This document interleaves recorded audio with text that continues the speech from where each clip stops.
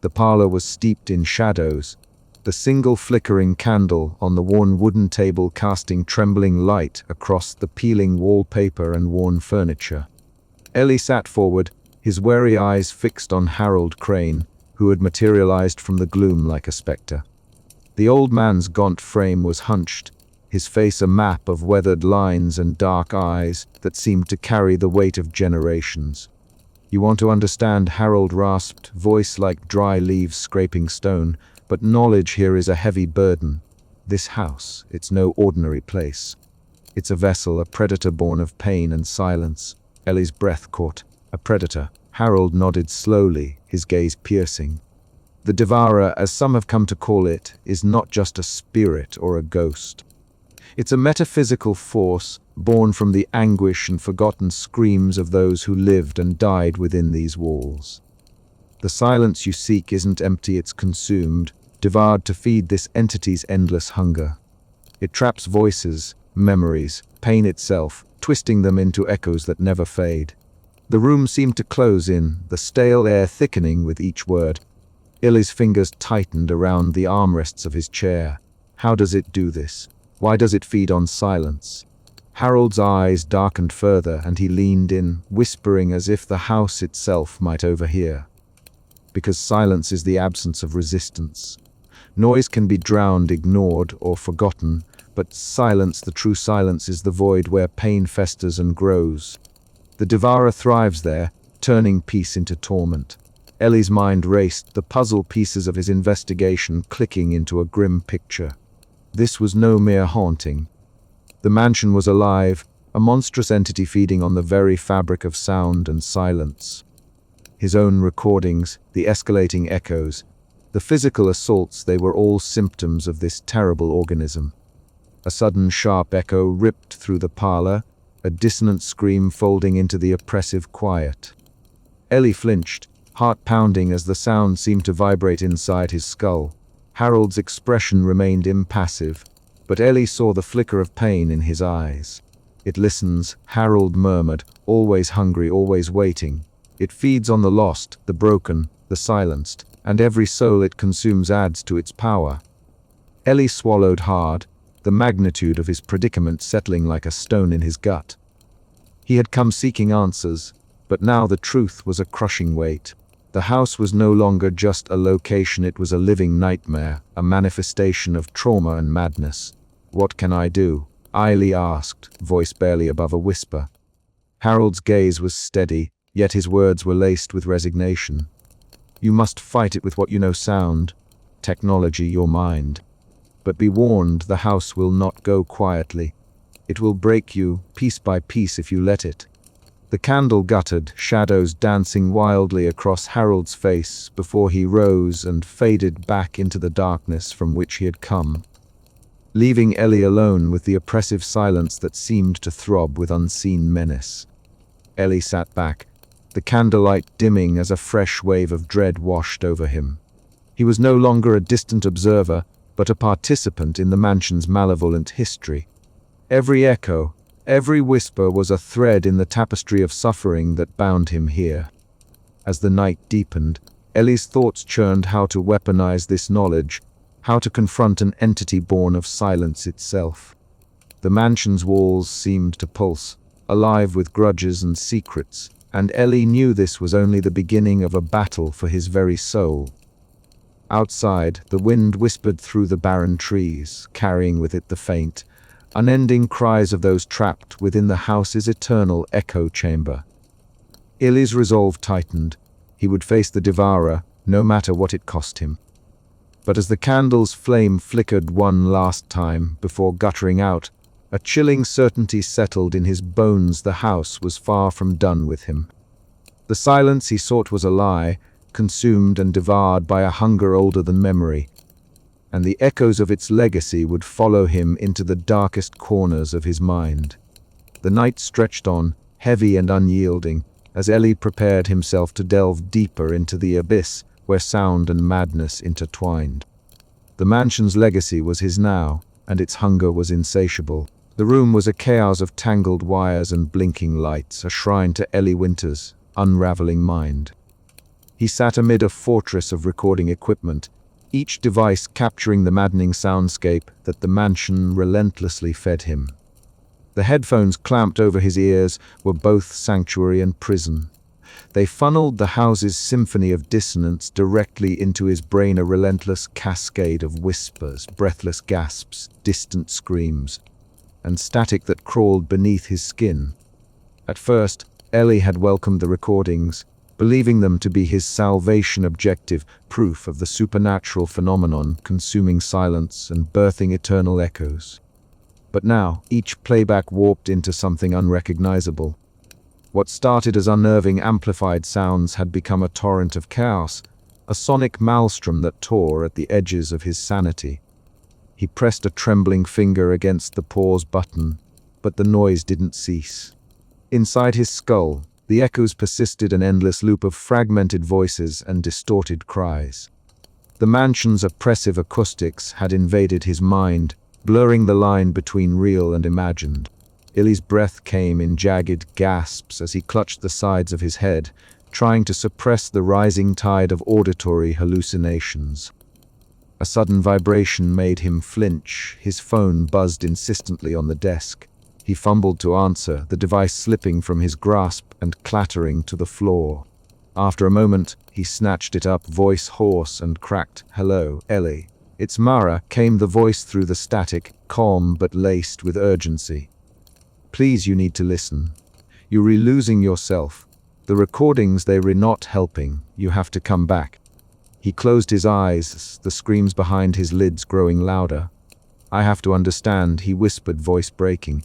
"If I stop now, the silence will win." "No silence is left," Mara replied softly. "Only the noise you caught in. You're not alone, but you have to let me in." Ellie's reply was a fragmented murmur, barely coherent. The phone slipped from his fingers again, the line going dead. The room seemed to breathe with him, the mansion's walls pulsing as though alive. Low-frequency vibrations throbbed in his chest, each pulse syncing with the maddening echo chamber in his mind. Shadows shifted at the periphery of his vision, ephemeral and cruel in their elusiveness.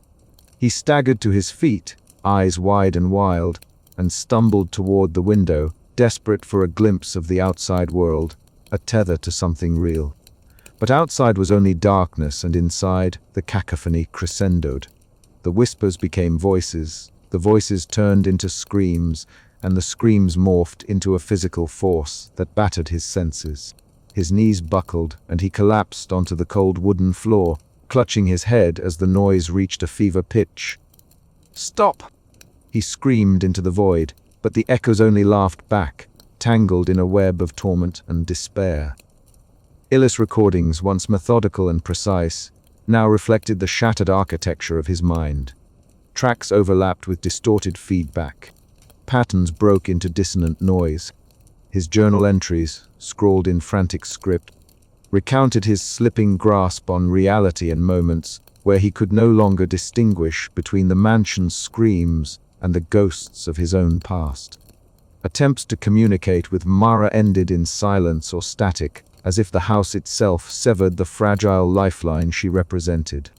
Isolation became his world, obsession his only companion. The mansion's hunger for silence had become a hunger for his sanity, devouring each fragment until there was nothing left but the fractured echoes of a man lost in the shattered mindscape. And yet, somewhere beneath the noise, a faint spark of clarity flickered, a whisper of resolve that refused to be extinguished. Ellie clung to it even as the darkness closed in, knowing that the battle for his mind was far from over. The house was winning, but Ellie Winters was not yet broken. As the final echoes of the chapter fade, the relentless cacophony tightens its grip, promising that the next steps will plunge Illy deeper into the abyss, or perhaps, just beyond, a chance at redemption. The sharp knock at the mansion's heavy wooden door echoed like a gunshot in the oppressive silence that clung to the estate like a shroud. Ellie Winters, hunched over a tangle of cables and recording devices in the dim parlor, froze mid-adjustment. His breath hitched, a sudden spike of anxiety biting at the edges of his resolve. He hadn't expected anyone, not now, not here. The door creaked open, revealing Detective Claire Hammond, her sharp eyes scanning the surroundings with practiced scrutiny. She wore a long coat, buttoned up against the chill that seemed to seep from the house itself, and her posture radiated calm professionalism, a stark contrast to the jittery energy that defined Ellie these days. "Mr. Winters." Claire's voice cut through the stale air. "Detective Hammond, I'm here to discuss the disappearances connected to this place." Ellie swallowed hard, stepping aside to let her in. "I've been expecting you," he muttered, voice uneven. "Come in, it's quieter here." Claire's eyes flicked over the room, taking in the scattered recording equipment, the frayed edges of old maps pinned to the walls, and the faint trace of static that seemed to hang in the air. "Quieter. It's almost unsettling," she remarked. The two settled into the study, a cramped room dominated by heavy bookshelves and a single desk cluttered with notes and audio devices. Ellie's hands trembled slightly as he adjusted a small recorder, its red light blinking steadily. "I've reviewed the reports," Claire began, her tone businesslike but probing. "Disappearing people, strange noises, unexplainable phenomena." Ellie nodded, eyes darkening. "The house consumes silence," he said quietly. "It devours it, replacing calm with echoes. Echoes that linger, scream, and sometimes become real." Claire arched an eyebrow, skepticism tightening her features. "And you think this is some supernatural force?" "I don't know what it is," Ellie admitted, voice cracking. "But it's real. I've recorded it." He reached into his bag and played a clip. The room filled with a warped layering of whispers, distant screams, and an unnerving undercurrent of static. The sound seemed to crawl beneath the skin, pressing against the eardrums with unnatural insistence. Claire listened intently, her brow furrowing. "It sounds like a distortion, a technical artifact. It's more than that," Ellie insisted. "It's the house itself. It traps sound, feeds on silence, and twists it into something monstrous." Claire leaned back, crossing her arms. "I've investigated plenty of claims like this. People overwhelmed by grief, stress, or isolation tend to perceive things differently." Ellie's gaze flicked away, a shadow passing over his face. "I'm not just anyone. I'm an audio engineer. I understand sound, its limits, its properties. This is beyond science, but it's not imagination." The room fell into a heavy silence, the oppressive atmosphere of the mansion pressing in. Outside, a sudden gust rattled the window panes, a low, resonant thrum vibrating through the walls. Claire's eyes narrowed. "If what you say is true, then why haven't others reported this?" "Because they leave before the house can trap them," Ely replied. "Or they disappear." Claire's expression hardened. "I'm here to find facts, Mr. Winters, not ghosts." Ellie's hands clenched the arms of his chair, his voice dropping to a whisper. "Sometimes facts aren't enough. Sometimes the truth is louder than silence and more dangerous." The tension between them was palpable, a fragile line between belief and doubt. Claire's pragmatic skepticism clashed with Ellie's desperate conviction, each holding on to their own reality as the mansion's dark weight bore down around them. "I'll help you," Claire finally said, her tone measured but firm. "Not because I believe in your story, but because this place needs answers." Ellie nodded, a flicker of hope breaking through his dread. "Thank you." But as their uneasy alliance formed, the mansion seemed to respond. The faint hum of echoes swelled, wrapping the room in a suffocating embrace. The walls whispered secrets neither of them could yet understand, and the boundary between reason and madness began to blur. Claire glanced toward the window, shadows dancing in the fading light. "We're not alone here," she murmured. Ellie's eyes met hers, wide and haunted. "No," he agreed. "And it's listening." Outside, the house breathed, alive with noise that devoured silence and sanity. The first move had been made. The investigation had begun. But in the depths of the mansion, the echoes waited, patient and eternal, ready to consume all who dared to listen. Ellie Winters sat alone in the dimly lit parlor of the mansion, his recording devices humming fitfully like sentinels, guarding a fragile boundary between silence and sound. The air was thick with an unnatural stillness, a void that seemed to swallow even the faintest vibrations. Yet, within this void, something stirred, something that twisted and warped the very essence of sound itself. From the shadowed corners came faint, distorted voices that clawed at the edges of his consciousness. At first, Ellie thought it was his imagination, a trick of the mind conjured by exhaustion and isolation. But the voices grew clearer, and with unbearable clarity, he recognized the fragile contours of laughter, his wife's laughter, light and warm, yet fractured by distance and distortion. Beneath it, a softer sound emerged, the delicate, plaintive cries of a child, his breath caught in his throat. The mansion was speaking to him, or rather, echoing the remnants of a past he had tried so desperately to bury. The walls themselves seemed to pulse with these fractured memories, as if the house had devoured the silence, but kept the screams and whispers alive, molding them into a spectral chorus that haunted every corner. Ellie reached out with trembling hands to his recorder, capturing the warped voices that danced and flickered like ghosts in the machine. He pressed play, and the room filled again with the fractured sounds, a symphony of loss and longing that tore at his resolve. The mansion was not just a place. It was a living embodiment of grief and trauma, a reverberating prison feeding on the echoes of pain. And Ellie was caught in its grip, his mind unraveling as the boundaries between memory and reality blurred. Later, as he wandered the mansion's winding corridors, Ellie found himself in a narrow hallway where the walls seemed to breathe beneath his touch.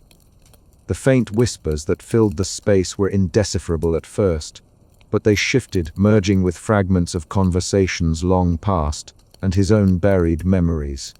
The voices ebbed and flowed, sometimes crystalline, sometimes a discordant howl. He staggered, clutching the peeling wallpaper as the whispers grew louder, invading his mind with half-remembered phrases and spectral laughter. Was this the mansion's way of speaking to him, or was his grief conjuring phantoms from the depths of his fractured psyche? His thoughts were interrupted by footsteps steady and purposeful. Mara Liddell appeared at the end of the hallway, her expression a mixture of concern and frustration. "Ellie," she said softly, approaching him, "you are slipping deeper into this place. The echoes are feeding on your pain. You have to fight it, or it will consume you." Her voice, calm and grounding, was a stark contrast to the chaotic symphony surrounding them. Ellie looked into her eyes, searching for the anchor she offered, yet the mansion's pull was relentless. "You don't understand," Ellie whispered, voice cracking. They're here, they're recalling to me, my family. I can almost reach them." Mara shook her head gently. "They reshadows, Ellie, memories twisted by this house. If you lose yourself in them, you will never come back."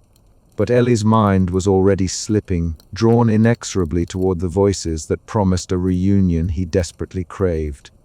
As night deepened, Ellie found refuge in a decrepit bedroom, its walls stained with time and neglect. He lay on the cold floor, eyes fixed on the cracked ceiling, as the mansion seemed to breathe around him. The echoes crescendoed, a tumultuous wave of anguish, longing, and madness that threatened to engulf every last fragment of his sanity. He reached out into the darkness, desperate for a connection, a sign that his wife and child still lingered somewhere beyond the veil between life and death. The echoes whispered back, faint and haunting, weaving a tapestry of sorrow that threatened to consume him entirely. In this moment, Ellie understood the terrible truth. The mansion did not merely devour silence, it hunted the soul itself, feeding on grief and memory, trapping those who dared to listen in an eternal echo chamber of despair. And Ellie Winters was becoming one of its prisoners. Benji's plea the day had slipped into a bruised twilight by the time Benji stood at the rusted iron gate of the mansion. The air thick with the weight of silence, a silence that seemed almost unnatural, as if the house itself swallowed sound whole. His fingers trembled as he pushed the gate open, the creak slicing through the stillness like a cry. He called out, voice cracking with a mixture of hope and fear. "Eli, it's me, Benji. Please answer." No reply came, only the faintest stir of a breeze weaving through the towering pines that clawed at the sky. The mansion loomed like a beast waiting in the dimming light, windows dark and unyielding. Benji's heart pounded. This was no longer a visit. This was a rescue mission, a desperate bid to pull his brother back from the edge of a chasm he could barely see. Inside, Ellie was hunched over a cluttered desk in the study, surrounded by tangled wires and recording devices blinking erratically. The air was thick with a stifling tension, every tiny sound his breath, the scratch of a pen, the distant drip of water magnified in a way that made Benji's skin crawl. Ellie barely looked up when Benji stepped into the room. "Ellie," Benji said quietly, stepping closer, eyes scanning the gaunt figure before him. "You have to stop this. You're tearing yourself apart." Ellie's eyes, dark and hollow, flickered with something unreadable. "I'm close, Benji. I can feel it. The silence, it's not just gone, it's being eaten, consumed. If I don't understand it, if I don't document it, it'll devour everything." Benji shook his head, frustration edging his voice. "It's devouring you. Look at yourself. You were lost in this place. You were not the Ellie I know.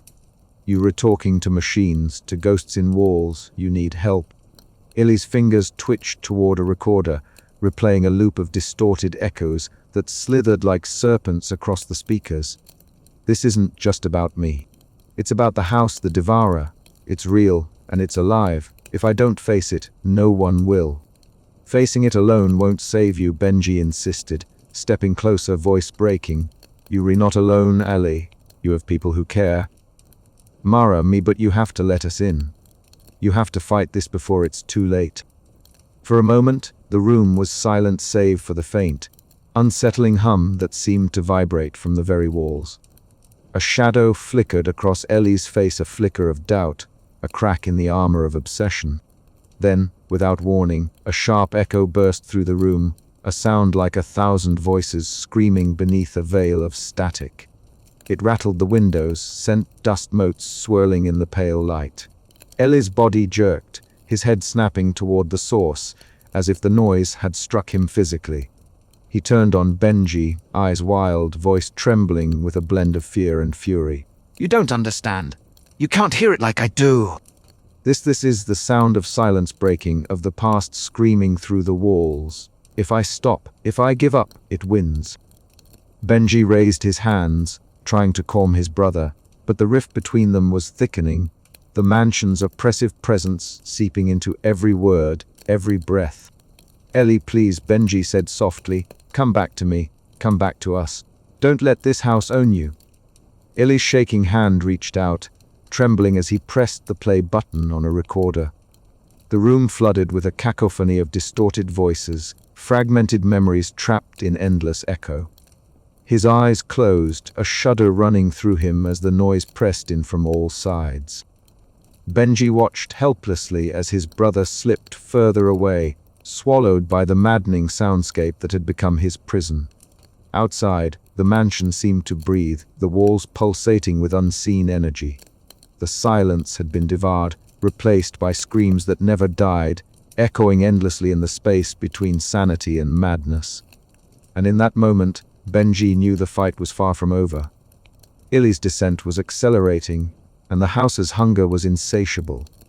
"I'm not giving up on you," Benji whispered into the gathering dark, a vow against the encroaching void.